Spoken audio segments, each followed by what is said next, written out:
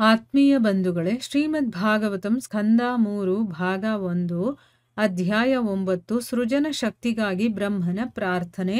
ಇದರಿಂದ 33ನೇ ಶ್ಲೋಕವನ್ನ ತಿಳ್ಕೊಳ್ತಾ ಇದ್ವಿ. ಓದ ಭಾಗದಲ್ಲಿ ಈ ಭೌತಿಕ ಪ್ರಪಂಚದಲ್ಲಿ ಹೇಗೆ ದಾಸ್ಯತ್ವ ಇದೆಯೋ ಆ ರೀತಿ ಆಧ್ಯಾತ್ಮಿಕ ದಾಸ್ಯತ್ವ ಅಲ್ಲ ಇರೋದು.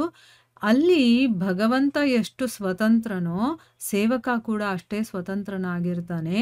ಯಾಕೆ ಅಂತಂದ್ರೆ ಅಲ್ಲಿ ಬಲವಂತದ ಸೇವೆ ಇರೋದಿಲ್ಲ. ಅಲ್ಲಿ ಒಳಗಡೆಯಿಂದ ನಮಗೆ ಸಹಜವಾಗಿ ಒಂದು ಸ್ಫೂರ್ತಿಯಿಂದ ಬರುವಂತಹ ಪ್ರೀತಿ ಆಗಿರೋದ್ರಿಂದ, ಆಮೇಲೆ ಅದಕ್ಕೆ ಎಕ್ಸಾಂಪಲ್ಗಳು ತಾಯಿ ಮಗನಿಗೆ ಸಲ್ಲಿಸುವಂತಹ ಪ್ರೀತಿ, ಒಬ್ಬ ಸ್ನೇಹಿತ ಇನ್ನೊಬ್ಬ ಸ್ನೇಹಿತನಿಗೆ ಸಲ್ಲಿಸುವಂತಹ ಪ್ರೀತಿ, ಮತ್ತೆ ಒಬ್ಬ ಹೆಂಡತಿ ಗಂಡನಿಗೆ ಮಾಡುವಂತಹ ಸೇವೆ, ಇದೆಲ್ಲ ಬಲವಂತವಾಗಿ ಮಾಡುವಂಥದ್ದಲ್ಲ, ಅದು ಪ್ರೀತಿಯಿಂದ ಆಗುವಂಥದ್ದು ಅಂತ ತಿಳ್ಕೊಂಡಿದ್ವಿ. ಈಗ ಮುಂದುವರೆದು ಏನಾಗುತ್ತೆ ಅಂತ ತಿಳ್ಕೊಳ್ಳೋಣ. ಇಲ್ಲಿ ಈ ಭೌತಿಕ ಲೋಕದಲ್ಲಿ ಹೇಗಿದ್ದರೂ ಪ್ರೇಮಯುಕ್ತವಾದ ಸೇವೆಯ ಒಂದು ಪ್ರತಿಬಿಂಬ ಮಾತ್ರವಾಗಿದೆ. ನಿಜವಾದ ಸೇವೆ ಅಥವಾ ಸ್ವರೂಪದಲ್ಲಿ ಸೇವೆ ದಿವ್ಯಲೋಕದಲ್ಲಿ ಭಗವಂತನ ಒಡನಾಟದಲ್ಲಿ ಉಪಸ್ಥಿತವಿರುತ್ತದೆ. ಅದೇ ದಿವ್ಯ ಪ್ರೇಮದಲ್ಲಿ ಆಗತಕ್ಕ ಸೇವೆಯನ್ನು ಇಲ್ಲಿ ಭಕ್ತಿಯಿಂದ ಆಚರಿಸಬಹುದು. ಅಂದ್ರೆ ಈ ಒಂದು ಭೌತಿಕ ಪ್ರಪಂಚದಲ್ಲಿ ನಾವೇನೆಲ್ಲ ಪ್ರೀತಿ ಅನ್ನೋದನ್ನ ನೋಡ್ತೀವೋ, ಅಂತ ಸೇವೆಯನ್ನ ನೋಡ್ತೀವೋ, ಅದೆಲ್ಲ ಆಧ್ಯಾತ್ಮಿಕ ಪ್ರಪಂಚದ ಒಂದು ಪ್ರತಿಬಿಂಬ ಅಷ್ಟೇನೆ. ಹೇಳಿದ್ನಲ್ಲ, ಒಂದು ದೊಡ್ಡ ಬೆಟ್ಟ ಇರುತ್ತಲ್ಲ, ಅದು ಆಧ್ಯಾತ್ಮಿಕ ಪ್ರಪಂಚದ ಸೇವೆ ಅಂತ ಅನ್ನಿಸ್ಕೊಂಡ್ರೆ ಅಷ್ಟು ದೊಡ್ಡದಾಗಿದ್ರೆ ಅದರ ಒಂದು ಸಾಸಿವೆ ಕಾಳಷ್ಟು ಮಾತ್ರ ನಾವು ಇಲ್ಲಿ ನೋಡೋದು. ನಿಜವಾದ ಸೇವೆ ಅಥವಾ ನಮ್ಮ ಸ್ವರೂಪದಲ್ಲಿ ನಾವು ಸೇವೆ ಮಾಡ್ತೀವಲ್ವಾ, ಅದು ಎಲ್ಲಿ ಅಂತಂದ್ರೆ ಆ ಭಗವಂತನ ಒಂದು ದಿವ್ಯ ಲೋಕದಲ್ಲಿ ಅವನ ಒಡನಾಟದಲ್ಲಿ ಇರತ್ತೆ ಹೊರತು ಇಲ್ಲೆಲ್ಲೂ ನಾವು ಅದನ್ನು ಕಾಣೋದಕ್ಕೆ ಸಾಧ್ಯ ಇಲ್ಲ. ಆ ದಿವ್ಯ ಪ್ರೇಮ ಸೇವೆಯಲ್ಲಿ ಆಗುವಂತಹ ಸೇವೆಯನ್ನ ಇಲ್ಲಿ ಕೂಡ ನಾವು ಭಕ್ತಿಯಿಂದ ಆಚರಣೆ ಮಾಡ್ಬೋದು. ಈಗ ನಾವು ಭಗವಂತ ಕೃಷ್ಣನ ಅಷ್ಟಮಿ ಮಾಡ್ತೀವಿ, ರಾಮನವಮಿ ಮಾಡ್ತೀವಿ, ಝೂಲನ ಉತ್ಸವ ಮಾಡ್ತೀವಿ, ಆಮೇಲೆ ದಾಮೋದರ ಉತ್ಸವ ಅಂತ ಮಾಡ್ತೀವಿ. ಈ ರೀತಿ ಬೇರೆ ಬೇರೆ ಉತ್ಸವಗಳನ್ನೆಲ್ಲ ಮಾಡ್ತೀವಲ್ವಾ. ಅಂದ್ರೆ ಭಗವಂತನ ಜೊತೆನಲ್ಲಿ ಅವನ ಭಕ್ತರ ಒಡನಾಟದಲ್ಲಿ ನಡೆದಂತಹ ಘಟನೆಗಳನ್ನ ನಾವು ಸ್ಮರಣೆ ಮಾಡ್ಕೊಳ್ಳೋದಕ್ಕೋಸ್ಕರ, ನಾವು ಆ ಅನುಭವವನ್ನ ಪಡೋದಕ್ಕೋಸ್ಕರ ಇಲ್ಲೂ ಕೂಡ ಅದನ್ನೆಲ್ಲ ನಾವು ಭಕ್ತಿಯಿಂದ ಆಚರಣೆ ಮಾಡ್ತೀವಿ. ಅಂದ್ರೆ ಭಗವಂತನ ಲೀಲೆಗಳಾಗಿರೋದೇ ಭಕ್ತರು ಅದನ್ನೆಲ್ಲ ನೆನಪಿಸ್ಕೊಂಡು ಸಂತೋಷ ಪಡ್ಲಿ, ಮತ್ತೆ ನನ್ನನ್ನ ಸದಾ ನೆನಪಿಸ್ಕೊಳ್ಳೋದಕ್ಕೆ ಅವ್ರಿಗೊಂದು ಆಸರೆಯ ಆಗಿರ್ಲಿ ಅಂತಂದ್ಬಿಟ್ಟು. ಸೊ ಇದೆಲ್ಲವನ್ನು ಕೂಡ ನಾವು ಪ್ರೀತಿಯಿಂದ ಮಾಡುವಂಥದ್ದು. ಯಾಕಂದ್ರೆ ಭಗವಂತನಲ್ಲಿ ನಮ್ಗೆ ಎಷ್ಟು ಆಸಕ್ತಿ ಬರ್ತಾ ಹೋಗುತ್ತೋ, ಎಷ್ಟು ನಾವು ಅವನನ್ನ ಇಷ್ಟಪಡ್ತಾ ಹೋಗ್ತೀವೋ, ಅವನ ಸೇವೆ ಮಾಡಬೇಕು ಅಂತ ಅನ್ನಿಸ್ತಾ ಇರುತ್ತೆ, ಅವನನ್ನೇ ನಾವು ಧ್ಯಾನಿಸ್ತಾ ಇರಬೇಕು ಅನ್ಸುತ್ತೆ, ಅವನ ಬಗ್ಗೆ ನಾವು ಕೇಳಬೇಕು ಅನ್ನಿಸ್ತಾ ಇರುತ್ತಲ್ವಾ. ಇದೆಲ್ಲ ಅವನಲ್ಲಿರುವಂಥ ಆ ಒಂದು ಪ್ರೀತಿಯಿಂದ ಆಗತ್ತೆ ಹೊರತು ಬೇರೆ ಯಾವ ಕಾರಣಕ್ಕೂ ಅಲ್ಲ. ಈ ಶ್ಲೋಕವು ಜ್ಞಾನಿಗಳ ಪಂಥಕ್ಕೂ ಅನ್ವಯವಾಗುವುದು. ಜ್ಞಾನ ಪ್ರಕಾಶಿತನಾದವನು ಭೌತಿಕ ಕಶ್ಮಲಗಳಿಂದ ಮುಕ್ತನಾದಾಗ, ಅಂದರೆ ಭೌತಿಕ ಪ್ರಕೃತಿಯ ರೀತಿಗಳ ಭಾವನೆಗಳ ಸಮೇತವಾಗಿ ಸ್ಥೂಲ ಮತ್ತು ಸೂಕ್ಷ್ಮ ಶರೀರಗಳ ಕಲ್ಮಶಗಳಿಂದ ಬಿಡುಗಡೆಗೊಂಡಾಗ ಪರಮಪುರುಷನಲ್ಲಿ ಸೇರುತ್ತಾನೆ ಮತ್ತು ಭೌತಿಕ ಬಂಧನದಿಂದ ಹೀಗೆ ಮುಕ್ತನಾಗುತ್ತಾನೆ. ಇಲ್ಲಿ ಇಷ್ಟೊತ್ತು ಭಕ್ತರ ಬಗ್ಗೆ ಹೇಳಿದ್ರಲ್ಲ, ಇಲ್ಲಿ ಗುರುಗಳೀಗ ಈ ಶ್ಲೋಕ ಜ್ಞಾನಿಗಳಿಗೂ ಕೂಡ ಅನ್ವಯವಾಗುತ್ತೆ. ಯಾಕಂದ್ರೆ ಜ್ಞಾನವನ್ನ ತಿಳ್ಕೊಳ್ತಾ ಅವನಿಗೆ ಜ್ಞಾನೋದಯವಾಗುತ್ತೆ ಅಂತ ಹೇಳ್ತಾರಲ್ಲ, ಅಂದ್ರೆ ಜ್ಞಾನ ಪ್ರಕಾಶಿತವಾಗುತ್ತೆ. ಅಂಥವ್ನೇನ್ ಮಾಡ್ತಾನೆ, ಈ ಭೌತಿಕ ಕಲ್ಮಶಗಳು ಏನು ಅನ್ನೋದು ಗೊತ್ತಾದ್ಮೇಲೆ ಅದರಿಂದ ಮುಕ್ತನಾಗಬೇಕು, ನಾನು ಅದರಿಂದ ಹೊರಗಡೆ ಬರಬೇಕು ಅಂತ ಅವನು ಯೋಚನೆ ಮಾಡ್ತಾನೆ ಅಲ್ವಾ. ಅಂದ್ರೆ ಈ ಭೌತಿಕ ಪ್ರಕೃತಿಯ ರೀತಿಗಳ ಭಾವನೆಗಳ ಸಮೇತವಾಗಿ, ಅಂದ್ರೆ ಈ ಭೌತಿಕ ಪ್ರಪಂಚದಲ್ಲಿ ಏನೇನೆಲ್ಲ ಭಾವನೆಗಳು, ಗುಣಗಳು, ಇದರ ಒಂದು ಮಿಕ್ಸ್ಚರ್ ಆಗಿ ಏನೇನೆಲ್ಲ ನಮ್ಮ ಒಳಗಡೆ ಭಾವನೆಗಳು ಬರುತ್ತೋ ಅದರ ಸಮೇತ ಅವನು ಈ ಸ್ಥೂಲ ಆಗಿರ್ಬೋದು, ಸೂಕ್ಷ್ಮ ಆಗಿರ್ಬೋದು, ಎರಡು ಶರೀರಗಳಿದೆಯಲ್ಲ ನಮಗೆ, ಆ ಕಶ್ಮಲಗಳಿಂದ ಅವನು ಬಿಡುಗಡೆ ಆಗ್ತಾನೆ. ಯಾವಾಗ ಜ್ಞಾನವನ್ನ ತಿಳ್ಕೊಳ್ತಾ ಹೋಗ್ತೀವೋ ನಮ್ಗೆ ರಿಯಾಲಿಟಿ ಏನು ಅನ್ನೋದು ಗೊತ್ತಾಗ್ತಾ ಹೋಗುತ್ತೆ. ಅವಾಗ ಏನ್ ಮಾಡ್ತೀವಿ, ಅದನ್ನೆಲ್ಲ ಬಿಡ್ತಾ ಬರ್ತೀವಿ ನಾವು, ಅದರಿಂದ ಮುಕ್ತರಾಗ್ತೀವಿ. ಮುಕ್ತರಾಗೋದು ಅಂತಂದ್ರೆ ಏನು, ಬಿಡೋದು ಅಂತ ಅರ್ಥ. ಈಗ ಯಾವುದೋ ಒಂದು ವಸ್ತುವಲ್ಲಿ ನಮಗೆ ಆಸಕ್ತಿ ಇರುತ್ತೆ, ಆ ವಸ್ತು ಏನು ಅಂತ ಗೊತ್ತಾದಾಗ ಅದರಿಂದ ಮುಕ್ತನಾಗೋದು ಅಂದ್ರೆ ಏನು, ಅದನ್ನ ಬಿಡೋದು ಅಂತ ಅರ್ಥ. ಈ ರೀತಿ ಜ್ಞಾನಿಗಳು ಏನು ಮಾಡ್ತಾರೆ ಅಂದರೆ ತಿಳುವಳಿಕೆಯನ್ನು ತಿಳ್ಕೊಳ್ತಾ ಅವರು ಈ ಐಹಿಕ ಬಂಧನದಿಂದ ಒಂದೊಂದಾಗಿ ಬಿಡಿಸ್ಕೊಳ್ತಾ ಬರ್ತಾರೆ. ಭಕ್ತರು ಏನು ಮಾಡ್ತಾರೆ, ಭಗವಂತನಲ್ಲಿ ಆಸಕ್ತಿ ಜಾಸ್ತಿಯಾಗಿ ಅವನನ್ನ ಸೇವಿಸ್ಬೇಕು, ಅವನ ಬಗ್ಗೆ ವಿಚಾರ ಮಾಡಬೇಕು ಅಂತ ಈ ಭೌತಿಕ ವಿಚಾರಗಳನ್ನೆಲ್ಲ ಬಿಡ್ತಾ ಬರ್ತಾರೆ. ಈ ರೀತಿ ಅವನಿಗೆ ಜ್ಞಾನದಿಂದ ಬಿಡ್ತಾರೆ, ಇಲ್ಲಿ ಭಗವಂತನ ಪ್ರೀತಿಯಿಂದ ಇವರು ಬಿಡ್ತಾ ಬರ್ತಾರೆ. ಸೊ ಜ್ಞಾನಿಗಳು ಮತ್ತೆ ಭಕ್ತರು ಭೌತಿಕ ಕಲ್ಮಶದಿಂದ ಬಿಡುಗಡೆಯ ಸ್ಥಾನದವರೆಗೆ ವಾಸ್ತವವಾಗಿ ಐಕಮತ್ಯವುಳ್ಳವರಾಗಿದ್ದಾರೆ. ಅಂದ್ರೆ ಈಗ ನೋಡಿ, ಜ್ಞಾನಿಗಳು ತಿಳುವಳಿಕೆಯನ್ನು ತಿಳ್ಕೊಳ್ತಾ ಈ ಭೌತಿಕ ಪ್ರಪಂಚದಲ್ಲಿ ಏನೇನೆಲ್ಲ ಅಟ್ಯಾಚ್ಮೆಂಟ್ಸ್ ಇದೆಯೋ ಅಥವಾ ಆಸಕ್ತಿಗಳಿದೆಯೋ ಅದನ್ನು ಬಿಡ್ತಾ ಬರ್ತಾರೆ.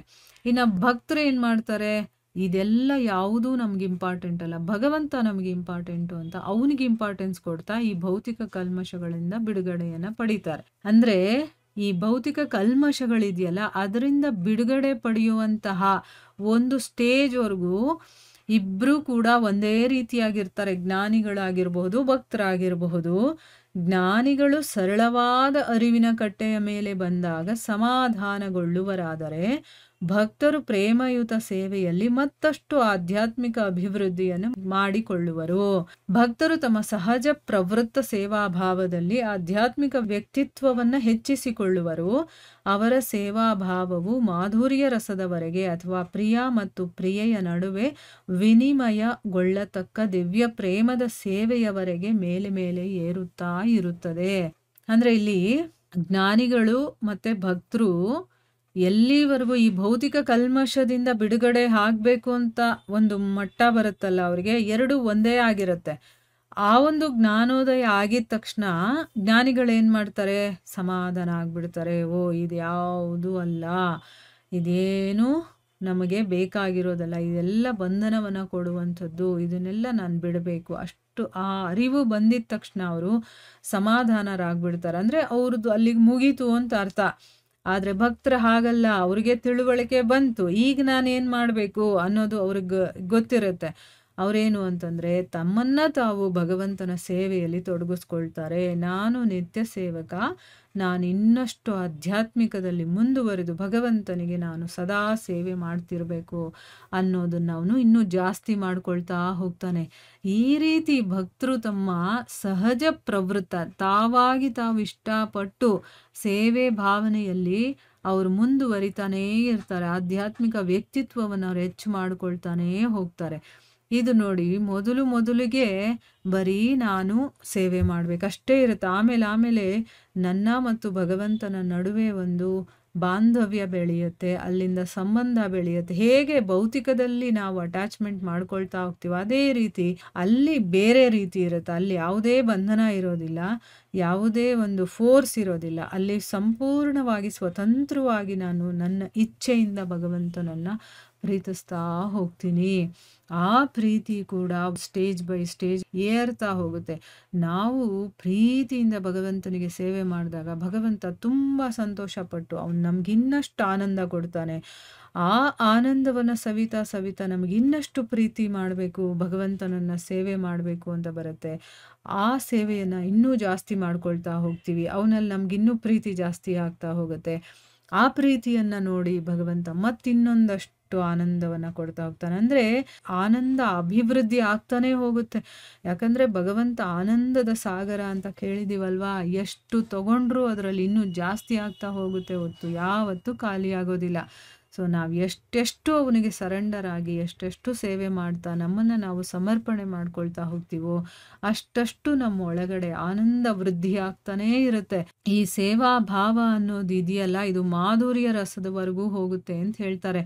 ಈಗ ನೋಡಿ, ಭಗವಂತನನ್ನ ನಾವು ಮಗನಾಗಿ ಪ್ರೀತಿಸ್ತೀವಿ, ಆಮೇಲೆ ಒಬ್ಬ ಸಖನಾಗಿ ಪ್ರೀತಿಸ್ತೀವಿ. ಹೀಗೆ ಬೇರೆ ಬೇರೆ ಸ್ಟೇಜ್ಗಳಿದೆ. ದಾಸನಾಗಿ, ಸಖ್ಯನಾಗಿ, ಈ ರೀತಿ ಹೋಗ್ತಾ ಕೊನೆ ಮಟ್ಟ ಇದೆಯಲ್ಲ, ಅದು ಮಾಧುರ್ಯ ರಸ ಅಂತ ಬರುತ್ತೆ. ಮಾಧುರ್ಯ ರಸ ಅಂದರೆ ಹೇಗೆ ಗೋಪಿಕೆಯರು ಮತ್ತು ಭಗವಂತ ಇರ್ತಾನೋ ಆ ಒಂದು ಸ್ಥಿತಿ. ಅಲ್ಲಿ ಇಬ್ಬರ ನಡುವೆ ಭೇದನೇ ಇರೋದಿಲ್ಲ. ಇಬ್ರು ಒಂದೇ ಆಗ್ಬಿಡ್ತಾರೆ. ಅಷ್ಟು ಸ್ವಾತಂತ್ರ್ಯ ಇರುತ್ತೆ. ಭಗವಂತ ಬೇರೆ, ಭಕ್ತರು ಬೇರೆ ಅನ್ನೋದೇ ಬರೋದಿಲ್ಲ ಅಲ್ಲಿ. ಆಯ್ತಾ? ಪ್ರೀತಿ ಅನ್ನೋದು ಆಳವಾಗಿ, ಗಾಢವಾಗಿರುತ್ತಲ್ಲಿ. ಆ ಇಬ್ಬರ ಪ್ರೀತಿ ಪ್ರೇಮಗಳ ವಿನಿಮಯ ಮಾಡಿಕೊಳ್ಳುವಂತಹ ದಿವ್ಯ ಪ್ರೀತಿಯ ಸೇವೆವರೆಗೂ ಕೂಡ ಅದು ಹೋಗ್ತಾನೇ ಇರುತ್ತೆ ಈ ಪ್ರೀತಿ ಅನ್ನೋದು. ಈಗ ನಾವು ಏನೂ ಗೊತ್ತಿಲ್ಲ. ಆದರೂ ಕೂಡ ನಮಗೆ ಎಷ್ಟು ಆನಂದ ಸಿಗುತ್ತೆ ಅಂತಂದ್ರೆ, ಇನ್ನ ನಾವು ಶುದ್ಧ ಸತ್ವಕ್ಕೆ ಹೋದಾಗ, ಅಥವಾ ನಾವು ಬರೀ ಈ ಒಂದು ಪ್ರಪಂಚದ ಸತ್ವಗುಣ ಅಂತ ಹೇಳ್ತೀವಲ್ವಾ, ಒಂದು ಚೂರೂ ಕೂಡ ನಮಗೆ ಬೇರೆ ಯಾವುದೇ ಕಲ್ಮಶಗಳಿಲ್ಲದೆ ಪೂರ್ಣವಾಗಿ ನಾವು ಸತ್ವಗುಣಕ್ಕೆ ಬಂದ್ರೇನೆ ನಮ್ಮ ಮನಸ್ಸು ಎಷ್ಟು ಶಾಂತವಾಗಿರುತ್ತೆ. ನಮ್ಮ ಮಾತು, ನಮ್ಮ ನಡತೆ ಎಲ್ಲವೂ ಕೂಡ ಎಷ್ಟು ಶುದ್ಧವಾಗಿರುತ್ತೆ. ಇನ್ನ ಶುದ್ಧ ಸತ್ವಕ್ಕೆ ಹೋದ್ರೆ ಹೇಗಿರಬಹುದು? ಆ ಶುದ್ಧ ಸತ್ವದಲ್ಲಿ ಭಗವಂತನ ಪ್ರೀತಿಯನ್ನ ಮಾಡೋದಕ್ಕೆ ಅಥವಾ ಸೇವೆಯನ್ನ ಮಾಡೋದಕ್ಕೆ ಶುರು ಮಾಡಿದಾಗ ನಮ್ಮ ಸ್ಥಿತಿ ಹೇಗಿರ್ಬೋದು ಅನ್ನೋದನ್ನ ನಾವು ಕಲ್ಪನೆ ಕೂಡ ಮಾಡ್ಕೊಳಕ್ಕಾಗಲ್ಲ. ಆ ರೀತಿ ಮಾಡ್ತಾ ಮಾಡ್ತಾ ಆ ಪ್ರೀತಿಯಲ್ಲಿ ನಮ್ಮ ಮಾಧುರ್ಯ ರಸ ಅನ್ನೋದು ಎಲ್ಲಿದೆ ಅಂದ್ರೆ, ಗೋಪಿಯರು ಭಗವಂತನನ್ನ ಪ್ರೀತಿಸ್ತಿದ್ರಲ್ಲ, ಆ ಸ್ಥಿತಿಗೆ ಹೋದಾಗ ನಮ್ಮ ಒಂದು ಆನಂದದ ಮಟ್ಟ ಎಷ್ಟಿರಬಹುದು ಅನ್ನೋದನ್ನ ನಾವು ಊಹೆ ಕೂಡ ಮಾಡ್ಕೊಳ್ಳೋದಕ್ಕೆ ಸಾಧ್ಯ ಇಲ್ಲ. ಸೊ ಅದಕ್ಕೆ ಕಂಪ್ಲೀಟಾಗಿ ನಾವು ಭಗವಂತನಿಗೆ ಸರೆಂಡರ್ ಆಗಿ, ಆ ಭಗವಂತ ಏನು ಮಾರ್ಗವನ್ನ ಕೊಟ್ಟಿದ್ದಾನೋ, ಭಕ್ತರು ಏನು ಹೇಳ್ತಾರೋ ಆ ಮಾರ್ಗದಲ್ಲಿ ನಡೀತಾ ಆನಂದವನ್ನ ಅನುಭವಿಸ್ತಾ ಹೋಗ್ತಾ ಇರ್ಬೇಕಷ್ಟೇನೆ. ಏನು ಯೋಚನೆ ಮಾಡೋದು ಬೇಕಾಗಿಲ್ಲ, ಏನು ತಲೆಯಲ್ಲಿ ಇಟ್ಕೊಳ್ಳೋದು ಬೇಕಾಗಿಲ್ಲ. ಸಂತೋಷವಾಗಿ ಭಗವಂತನ ವಿಚಾರವನ್ನ ಕೇಳ್ತಾ ಹೋಗ್ಬೇಕು, ಅವ್ನ ಭಜನೆ ಮಾಡ್ತಾ ಇರ್ಬೇಕು. ಇಷ್ಟು ಮಾಡ್ತಾ ಮಾಡ್ತಾ ಮಾಡ್ತಾ ನಾವೇನಾಗುತ್ತೆ, ಆ ದಿವ್ಯ ಪ್ರೇಮದ ಸೇವೆವರೆಗೂ ಕೂಡ ನಾವು ತಲುಪಬಹುದು. ಇದು ನಮಗೂ ಸಾಧ್ಯ ಆಗುತ್ತೆ. ಆದರೆ ಮಾಡೋದು ಬಿಡೋದು ನಮ್ಮ ಕೈಯಲ್ಲಿರುವಂಥದ್ದು. ಆಯ್ತಾ? ಇಲ್ಲಿಗೆ ನಾವು ನಿಲ್ಲಿಸೋಣ. ಹರೇ ಕೃಷ್ಣ.